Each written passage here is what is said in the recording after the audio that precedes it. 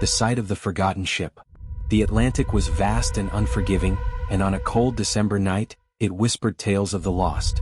Old sailors spoke of the sea's dark heart, a place where ships vanished without a trace, where the waters swallowed everything whole.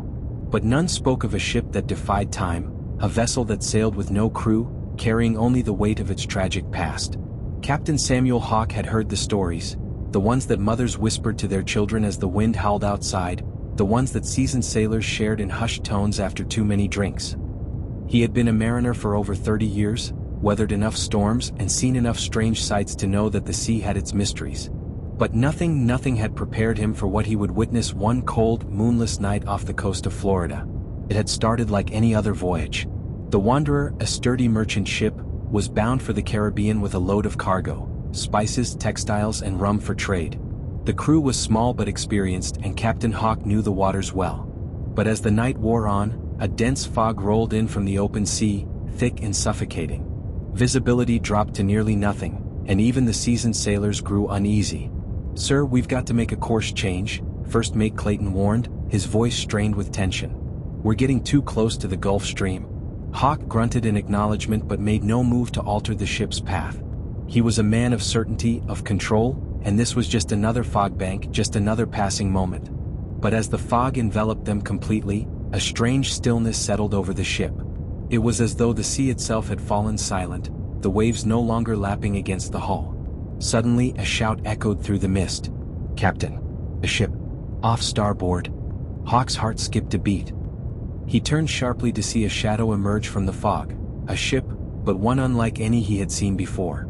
It was massive, its sails tattered and blackened, its hull streaked with barnacles and rot. The Wanderer drifted closer, its sails ghostly in the dim light, though no one was visible aboard. There were no crew members to be seen, no movement. Just an eerie, unnatural stillness. "Are you sure that's a ship?" Clayton asked, his voice filled with disbelief. "I can't be sure," Hawke muttered, squinting into the fog. "But we're too close now." They continued to drift closer, the towering figure of the ghost ship looming ever larger.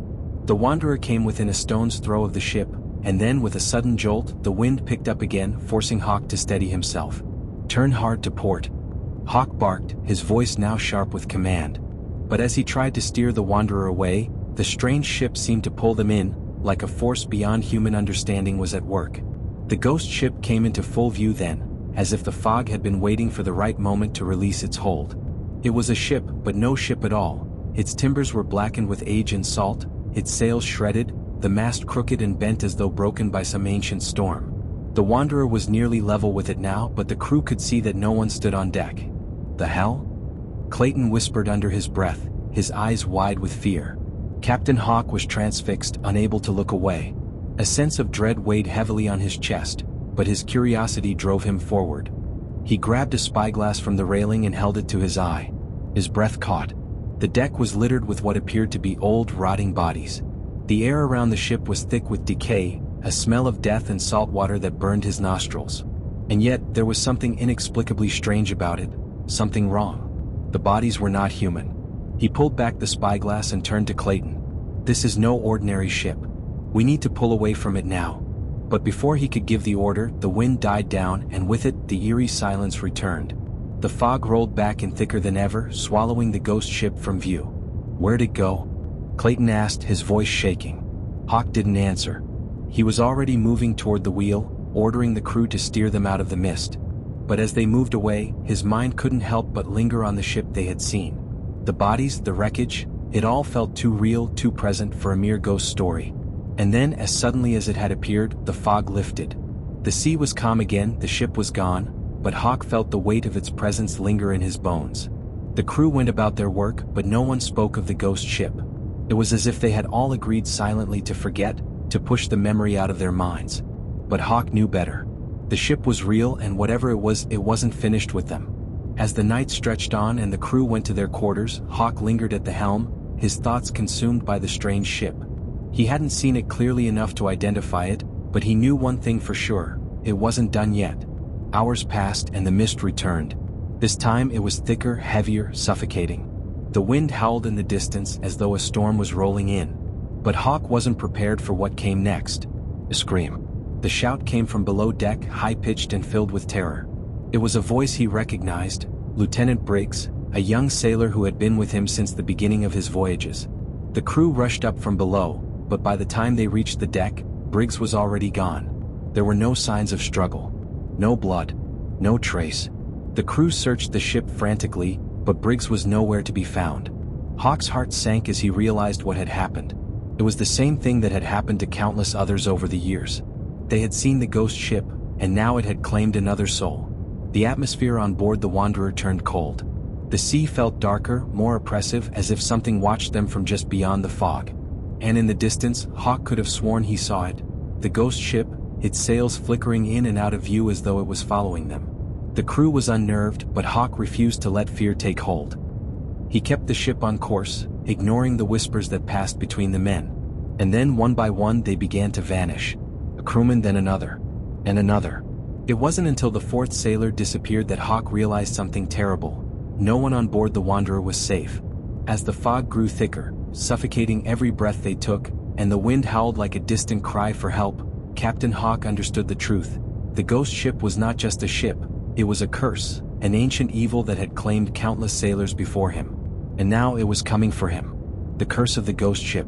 The Wanderer was no longer a ship, it was a prison. The sea, once vast and beautiful, had become a treacherous maze of mist and shadow. Captain Hawk stood at the helm, his eyes scanning the horizon, but all he could see was the endless, rolling fog. He couldn't shake the feeling that the Wanderer was being pulled deeper into it, towards something far worse than just the cold embrace of the Atlantic. The disappearances had not stopped. Every few hours, another crew member was gone. Vanished without a trace, as if the sea had swallowed them whole. It wasn't long before the rest of the crew had grown paranoid, eyes darting toward one another in the dim light.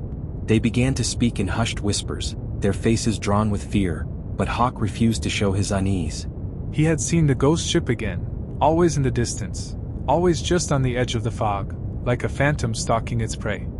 It was never close enough for him to make out any details, but he knew it was there. He felt it in his bones. It was watching them, waiting. As the days passed, the sea grew more violent, the winds stronger, the storms more frequent. The once calm waters were now a chaotic mess of waves and crashing thunder. The ship creaked and groaned under the pressure, as though the very bones of the Wanderer were being bent and broken. It was on the seventh night that Hawk's worst fears were realized. The fog came in thick, like an impenetrable wall, swallowing the ship whole. The wind died, and the sea turned unnervingly still. No waves lapped at the hull, no crests or dips in the water. It was as if the ocean had been frozen in time. The men were silent, their fear palpable as they huddled together, waiting for something to happen. Then, without warning, the ship lurched. Hawk stumbled, grabbing onto the wheel to steady himself. The crew scrambled, shouting orders, trying to regain control. But the Wanderer was no longer responding to their commands. It was as if something else had taken control of the ship. The rudder was locked, the sails fluttering uselessly in the windless air. "Hawk! What's happening?" Clayton's voice came from the deck below, full of panic. "I don't know," Hawk shouted back, gripping the wheel with both hands. The ship was out of control, drifting aimlessly in the water, pulled towards something far worse than any storm they had faced before. Suddenly, the mist parted, and before them stood the ghost ship. This time, it was no longer a mere shadow on the horizon. It was right there, looming large and menacing, its black sails billowing in a wind that was nowhere to be found. The ship was covered in barnacles, its timbers weathered and decayed, as though it had been at sea for centuries. But there was no crew, no movement, just a silent, hollow shell. "Hawk!" Clayton shouted again, this time with an edge of desperation in his voice. "What the hell is that? What is happening?" The ship drew closer, almost as if it was being pulled toward the Wanderer. Its eerie presence filled the air with a suffocating cold, and the very heart of the ocean seemed to hold its breath. And then they heard it. A voice. Not just one, but many voices.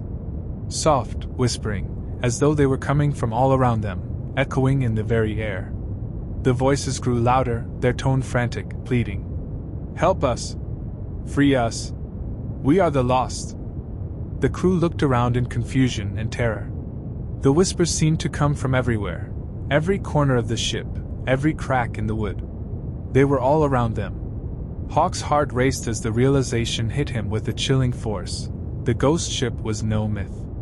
It wasn't just some haunting tale for sailors to scare their children with. It was real, and it was alive. The voices grew more frantic now, more insistent. Some of the crew began to scream, clutching their heads in agony, as though the very whispers were driving them mad. Others began to cry out for help, reaching for anything to cling to, but it was no use. The Wanderer was moving, drawn irresistibly toward the ghost ship, as if the sea itself had decided to make them part of its dark history. "I won't let this happen," Hawk muttered under his breath. He grabbed the nearest sailor, a young man named Thomas, and pushed him toward the main deck. "Get the lifeboats ready!" Hawk shouted, his voice barely rising above the storm of whispers. "Get everyone on them, now! We're abandoning ship." But Thomas didn't move. He stood frozen in place, his eyes wide with terror, his mouth opening and closing as if he was trying to scream but couldn't find the strength. And then it happened. The ghost ship surged forward, its massive bow crashing into the Wanderer with a force that sent Hawk sprawling to the deck. The ship's timbers groaned and splintered as though they were being torn apart by an invisible hand. Men screamed as the Wanderer began to tilt, its hull cracking under the pressure. Hawk scrambled to his feet, but as he looked around, he saw the crew, their bodies, their eyes wide with terror, being pulled toward the ghost ship, as though invisible hands were reaching out from the fog. They screamed, but their voices were swallowed by the waves, their bodies disappearing into the sea. There was no time to think. The Wanderer was sinking, the dark waters of the Atlantic pulling it down. The mist thickened once again, and the ghost ship seemed to disappear into the fog, as though it had never been there at all. Only Hawk remained, struggling to stay afloat in the cold, swirling waters, his chest aching as he gasped for air. The ship was gone, but the ghost ship was still out there, waiting, watching. And then, as he looked down into the dark depths below him, he saw something that made his blood run cold. The faces of the crew, pale, empty-eyed, their mouths open in silent screams, were rising from the deep. They were no longer men. They were the lost souls of the sea, drawn into the depths, now bound to the ghost ship for all eternity. And Captain Hawk knew, in that moment, that he would never escape. The ghost ship would never let him go. It would never let anyone go. It would sail forever.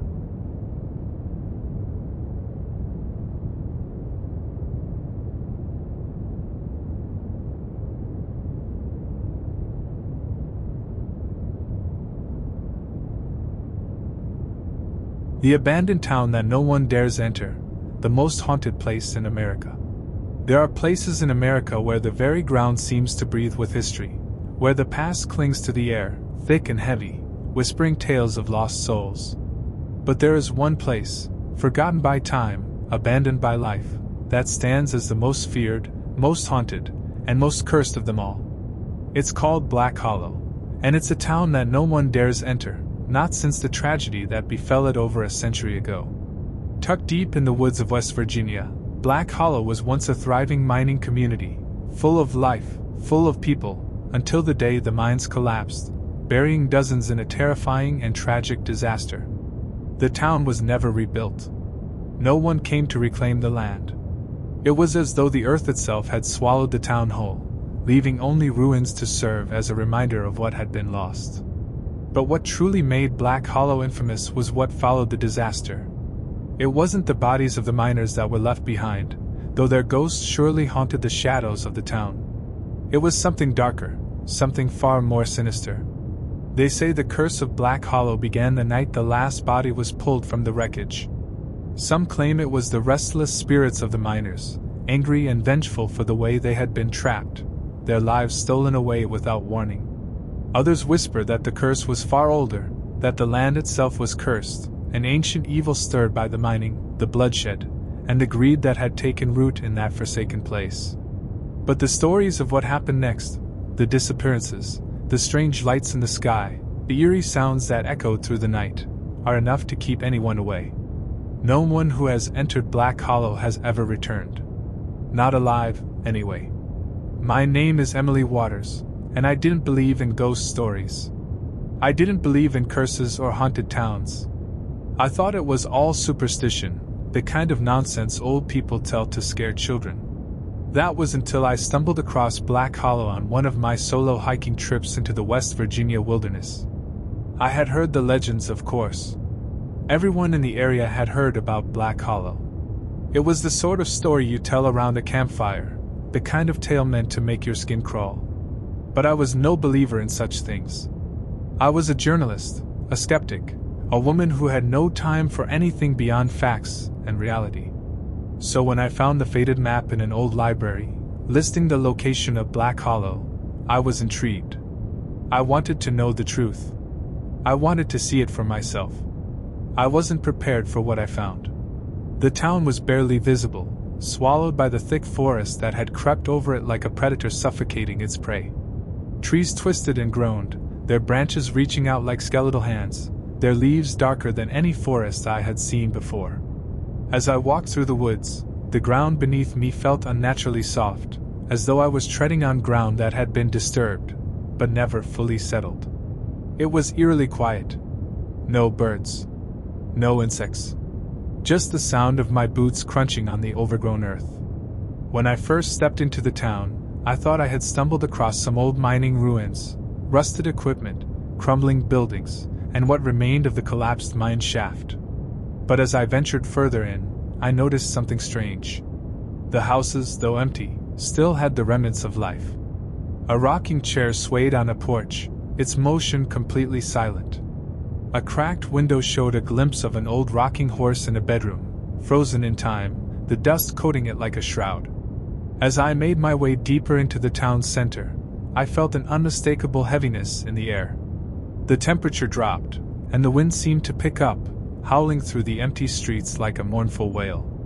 I stopped in front of the town's small church, its doors hanging open, the once white paint peeling from the walls. That was when I heard it. A whisper.